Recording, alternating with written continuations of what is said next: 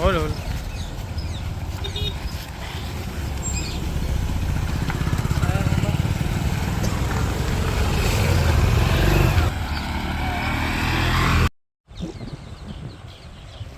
ದಿನಗಳಿಂದ ನಮಗೆ ಏನು ಲೋಲ್ಸೂರು ಬ್ರಿಡ್ಜ್ ಎಲ್ಲ ನಾವು ಕ್ಲೋಸ್ ಮಾಡಿದ್ದೀವಿ. ಯಾಕಂದರೆ ಭಾಳಷ್ಟು ನಿಯರ್ ಅಬೌಟ್ 80,000 ಪ್ಲಸ್ ನಮಗೆ ಪಿಸೆಕ್ಸ್ ಈ ಲೋಲ್ಸೂರು ಬ್ರಿಡ್ಜ್ ಮೇಲೆ ಇರೋದ್ರಿಂದ ನಮಗೆ ಸಂಚಾರ ಸ್ಥಗಿತಗೊಳಿಸಿದ್ದೀವಿ.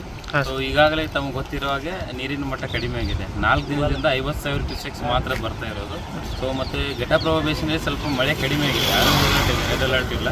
ಹಾಗಾಗಿ ಮಾನ್ಯ ಜಿಲ್ಲಾ ಉಸ್ತುವಾರಿ ಸಚಿವರು ನಿನ್ನೆ ಇದಕ್ಕೆ ಭೇಟಿ ನೀಡಿ ಅವರ ಪರಿಶೀಲನೆ ಮಾಡಿ ನಂತರ ನಮಗೆಲ್ಲ ಏನು ತಿಳಿಸಿದ್ರೆ ಅಟ್ಲೀಸ್ಟ್ ಈಗ ತಾತ್ಕಾಲಿಕವಾಗಿ ಮಳೆ ಕಡಿಮೆ ಆಗಿರೋದ್ರಿಂದ ಸ್ವಲ್ಪ ದಿನ ಆದರೂ ನೀವು ನೀರಿನ ಮಟ್ಟ ನೋಡಿಕೊಂಡು ಸಂಚಾರ ಆಗಿ ನಾವು ಓಪನ್ ಮಾಡಲಿಕ್ಕೆ ಹೇಳಿದರು. ಹಾಗಾಗಿ ನಾವು ಮತ್ತು PWD ಇಲಾಖೆಯಿಂದ AW ಸಾಹೇಬರು ಮತ್ತು CBI ಸಾಹೇಬರು ಮತ್ತು ಡಿಸ್ಟ್ರಿಕ್ಟ್ ಮಿನಿಸ್ಟರ್ ಆಫೀಸರ್ ಮತ್ತು PS ಅವರು ಎಲ್ಲರೂ ಸೇರಿ ಬಂದ್ವಿ.